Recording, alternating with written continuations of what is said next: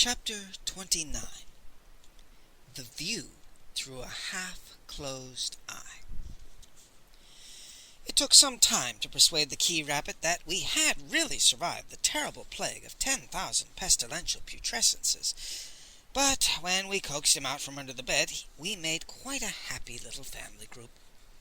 He was even inspired to bring jars of wine from his meager cellar, and we sat around the table, sipping wine and nibbling grapes. When the little fellow's long nose had stopped twitching in terror, Lee Cow said as gently as possible, "Lotus Cloud, will you catch your husband before he hurts himself? You see, Ox and I have decided to assassinate the Duke of Chin." Lotus Cloud grabbed the Key Rabbit just before his head hit the floor. After several applications of smelling salts, he was able to sip some wine, and color began to return to his face. "You are going to help us," said Master Lee. Lotus Cow grabbed her husband in the nick of time, and I ran for more smelling salts.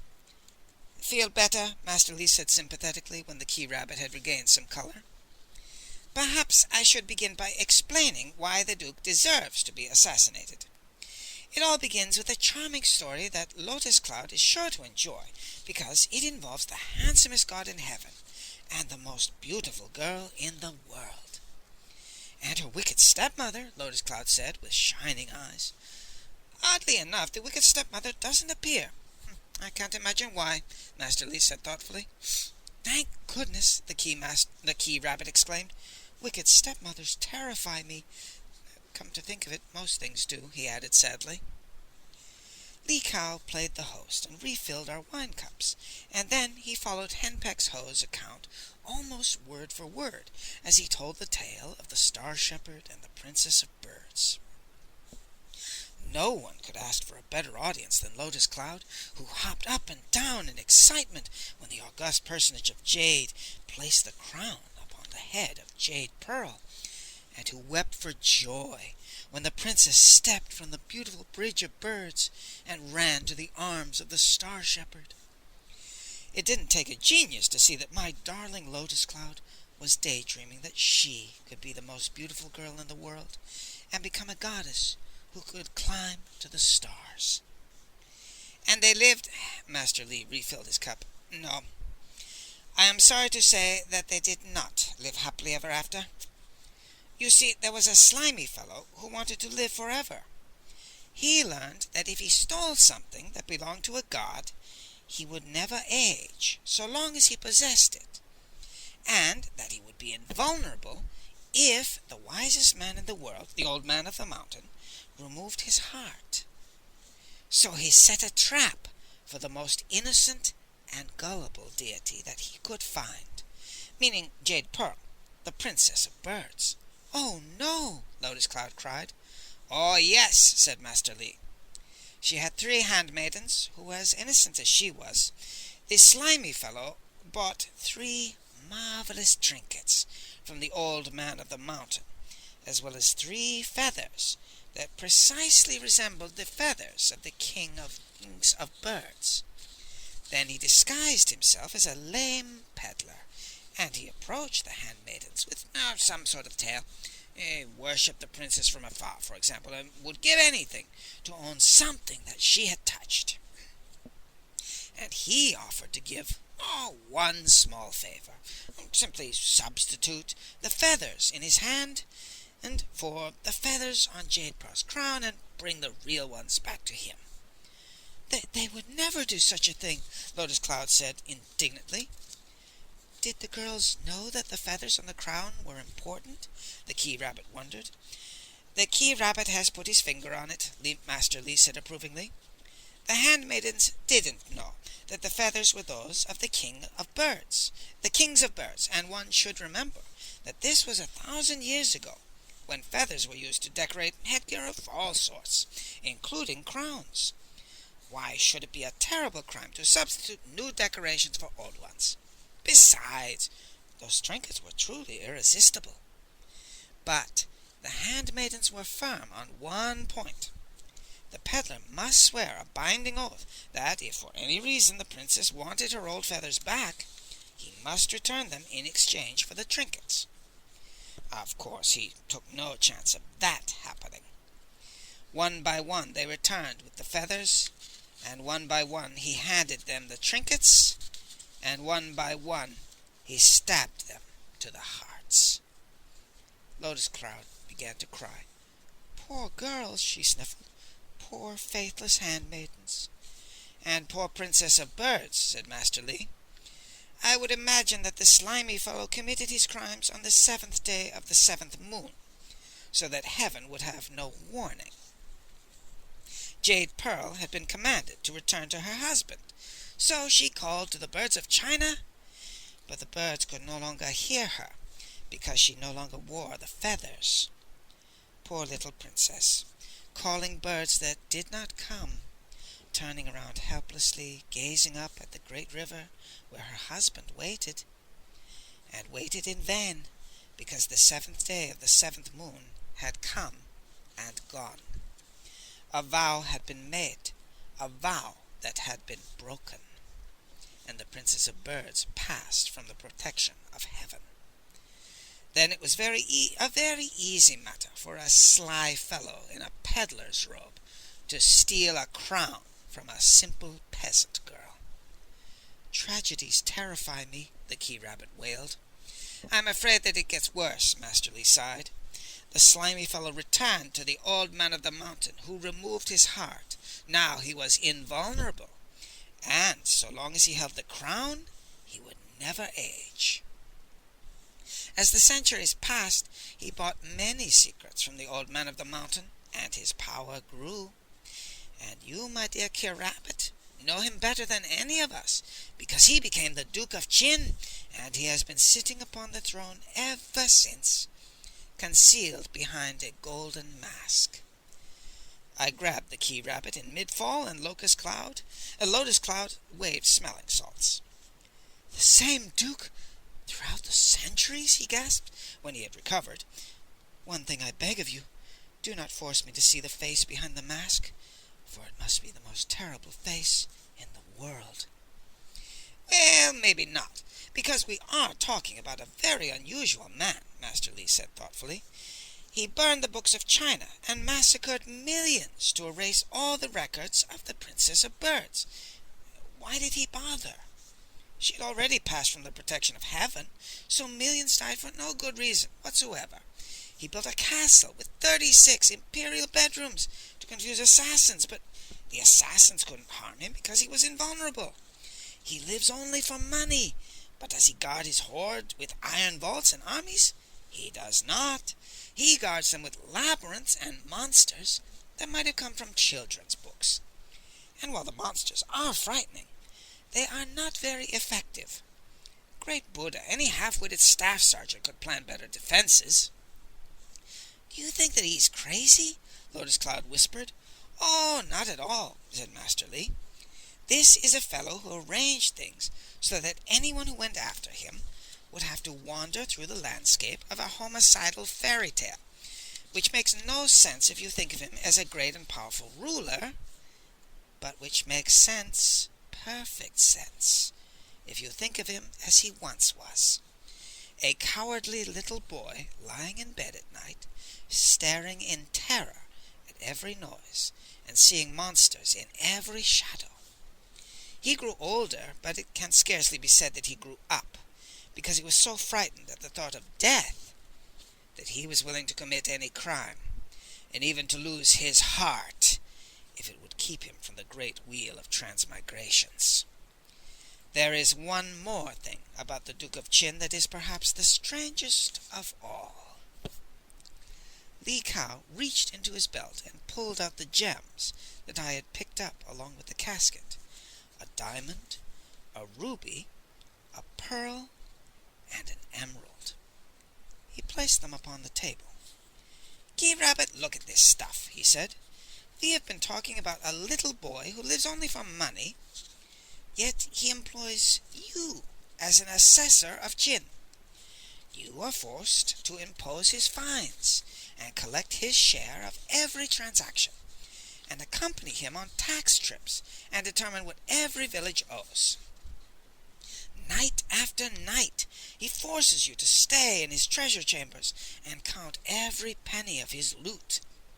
The mysterious Duke of Chin, who lives only for money, has arranged matters so that his assessor must spend far more time with it than he does.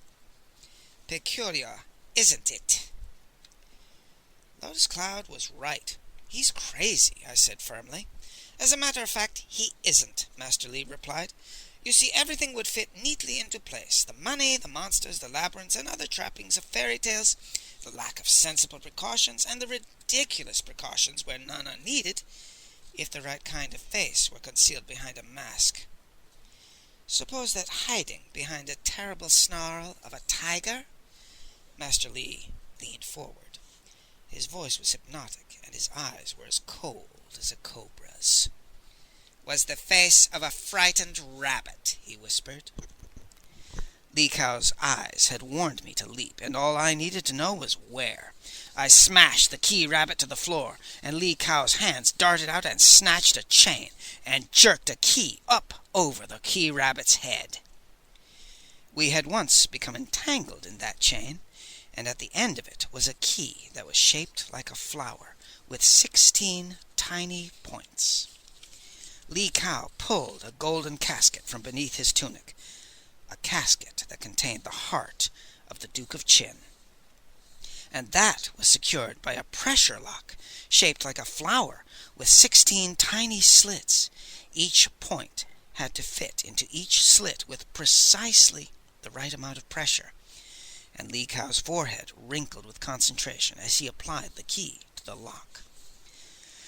Lotus Cloud, who was not the screaming type, was screaming her head off, and outside the garden the dogs were going insane. When I lifted from the floor, I was not riding upon the back of a man, but on the back of a snarling, clawing tiger. I was in the best position that I could manage, with my arms wrapped around the tiger's throat and my teeth buried in the fur on its neck, and we went bounding around the room while Master Li struggled with the lock, and I am alive today because the Duke of Chin was unquestionably the stupidest of all the pupils of the Old Man of the Mountain. When he discovered that he was not dislodging me as a tiger, he transformed himself into a serpent, and then into a wild boar, and then into an enormous spider, and all the while I was praying, August Personage of Jade, cleanse this idiot's mind of all memory of scorpions. I could almost feel the lethal tail whipping around to impale me like a bug, wipe his brain of all images of porcupines, cacti, quicksand, and carnivorous plants. I don't know whether or not the August Personage of Jade had anything to do with it, but certainly the Duke wasn't reading my mind at the moment, because he obligingly transformed himself into a crocodile. Unfortunately, the lashing tail knocked Li Kao beneath a heavy table that collapsed on top of him, and the casket and the key went spinning across the floor. I spat out a mouthful of tiger fur, boar's bristles, spider hair, and crocodile scales. "Lotus Cloud, open the casket!" I yelled. The Duke of Chin transformed himself into a giant ape. We went bounding around the room again, while Lotus Cloud, her eyes glazed with shock, slowly reached down toward the casket at her feet. Then the Duke transformed himself into a boulder. We crashed to the floor, and the huge, heavy thing slowly rolled over on top of me. I gasped for breath while a pair of pink-rimmed key-rabbit eyes appeared in the boulder. A pair of key-rabbit lips opened, and a piece of the rock quivered like a long, twitching nose. "I can grow heavier," the Duke giggled. "Heavier, and heavier, and heavier!" The breath was being squeezed out of me, and my ribs were cracking. I could see Li Kao wrestling with the heavy table, and Lotus Cloud dazedly trying to fit the key into the lock. The top of her tongue protruded from between her lips, and she looked for all the world like a little girl who was trying to thread a needle for the first time. Above me, the pink-rimmed eyes were glittering, and I realized with sheer terror was driving the Duke of Chin to the edge of insanity, as it had done so often in the past. "I shall hang you and the old man in a cage beside my bed," he whispered. "My dear friends Shan Sao shall rip your flesh with their claws and beaks, and your flesh will grow back, and the claws and beaks shall rip it again. Your screams will soothe me to sleep at night, and thus you will spend eternity." I had no breath left. The room was swimming before my eyes, and my ears were throbbing with hurtful heartbeat sounds, and the boulder grew heavier and heavier, and I could stand it no more. Lotus Cloud screamed. She screamed so piercingly that a thin porcelain bowl broke in half. The open casket fell to the floor, and a wet, throbbing heart lay sickeningly at her feet. In an instant the boulder had become the key rabbit, and he frantically tried to reach his heart. I clung to his ankles with the last bit of strength that I had, and he wailed in fear as he slowly dragged me across the floor. The key rabbit's hand reached out, and Lotus Cloud watched him with eyes that were wide with horror. Then that marvelous girl reached down and scooped up the slimy thing at her feet, and she wound up in the manner of a peasant girl who had been the terror of crows, and she hurled the heart on a dead line across the room and through the window to the garden. The hysterical guard dogs descended upon the heart of their master. The key rabbit stood quite still. Then he slowly turned to his wife, and he reached out with a strangely tender gesture, and his lips parted. I will never know what he wanted to say. The flesh withered upon the face of the tyrant who had given his name to China, and I stared at the clean white bones of a skull. And then the bones themselves dissolved into the dust of centuries, and an empty robe slowly floated down and settled limply upon the floor. I managed to crawl over and lift the table from Li Kao, and he staggered to his feet and dived for the wine jar. "The Yama kings have been waiting a long time, and I would imagine that the Duke of Qin is receiving a rather warm welcome in hell," he said when he came up for air. Master Li handed me the wine jar. I drank deeply and passed it to Lotus Cloud, who swigged like a soldier. The wonder had overcome the horror, and her eyes were wide and bright and filled with marvels. Master Li walked over to the robe on the floor. He bent down and reached inside it, and his right hand lifted with a small golden crown. "What better place to keep the greatest of all treasures than the hole where a heart had been?" he said. His left hand lifted, and I cried out in joy as an unbelievably powerful aroma of ginseng reached my nostrils. It was so strong that it revived me in an instant. "Master Li, has our quest come to an end?" I cried. "Not quite yet," he cautioned. "This is indeed the heart of the great root of power, but we must remember that it is also the queen of ginseng.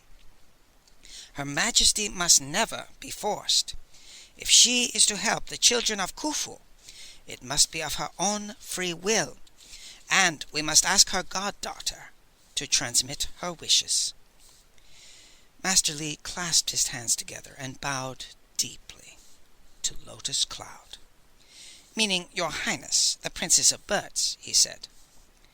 Lotus Cloud stared, but her eyes were not as wide as mine.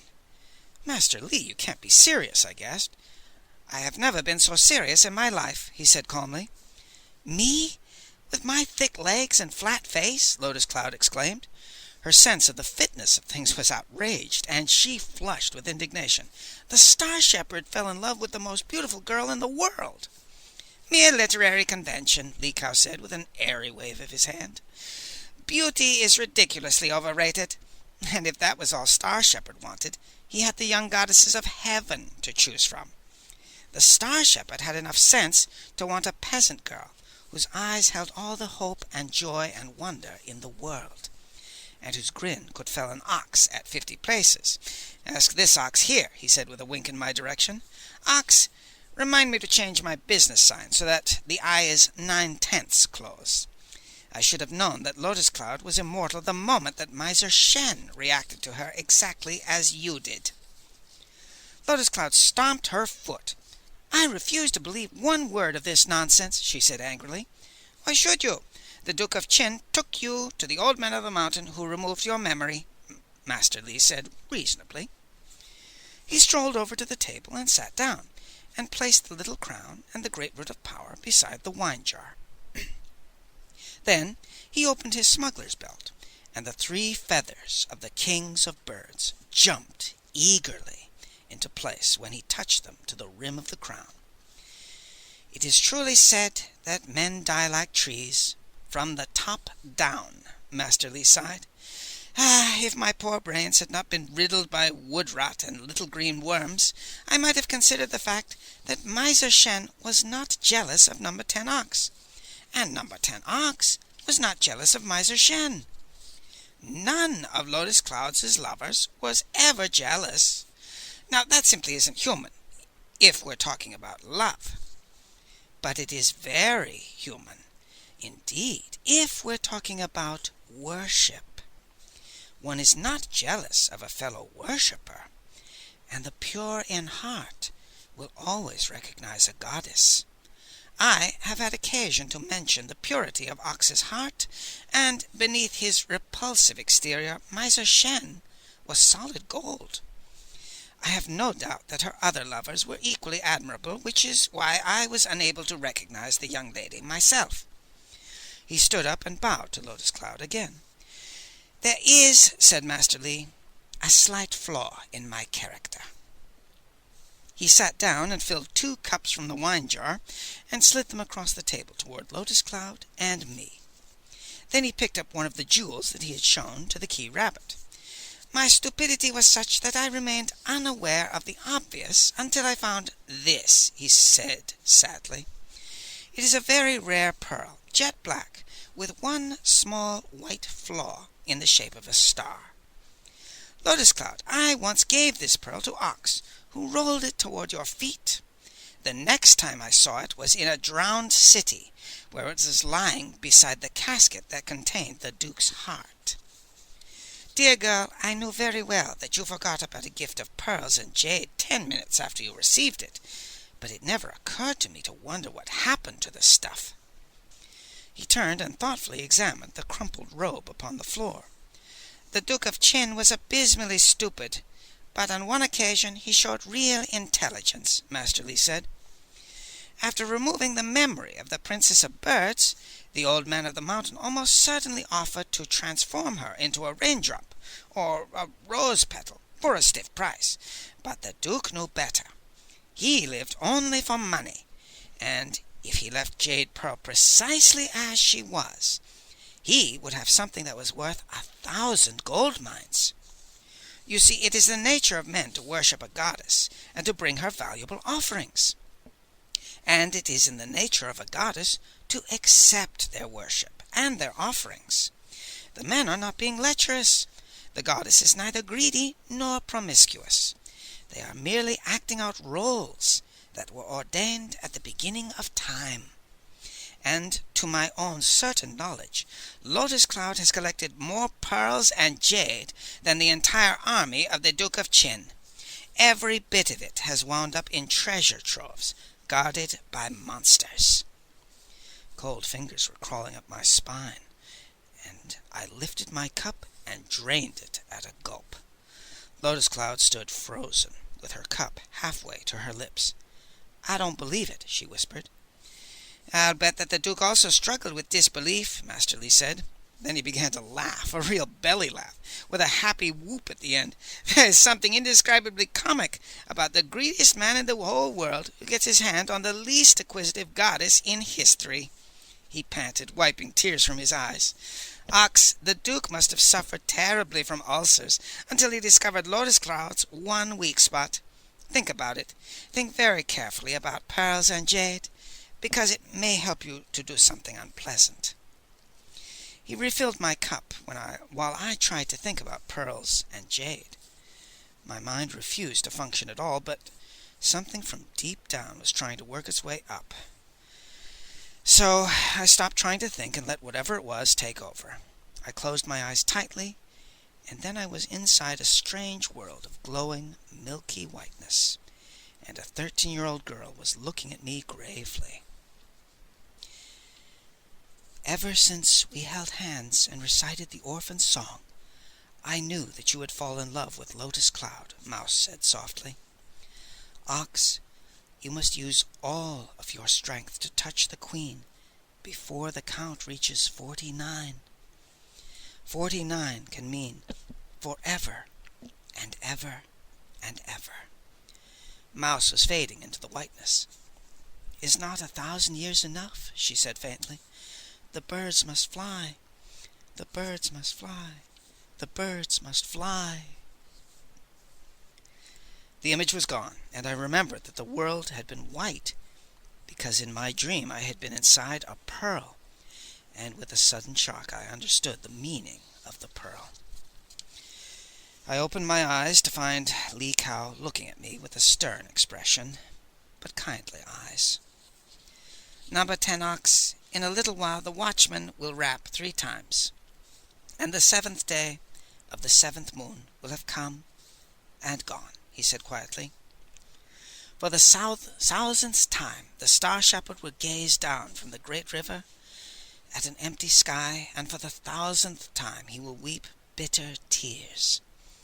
Thus he will weep throughout eternity, considering that the Emperor of Heaven quoted the odds against bringing the princess back to the stars at 1 in 10,000 billion trillion. Of course, there is a slight chance that somebody might want to give the celestial bookmaker a heart attack.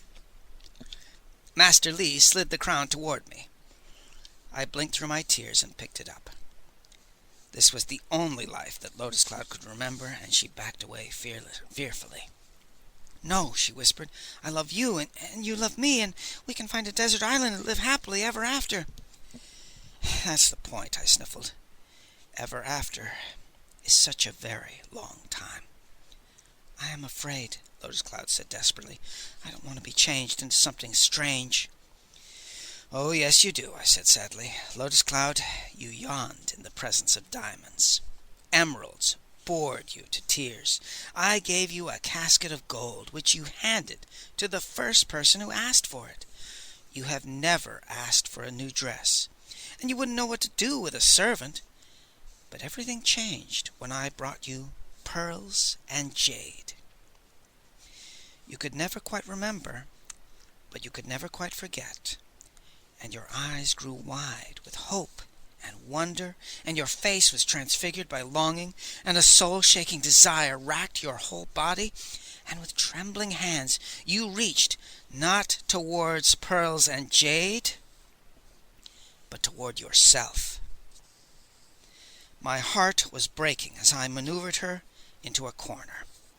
Pearls and jade, and the name of the Princess of Birds, I said gently, was Jade Pearl. Then I reached out and placed the little golden crown upon the head of the woman I loved.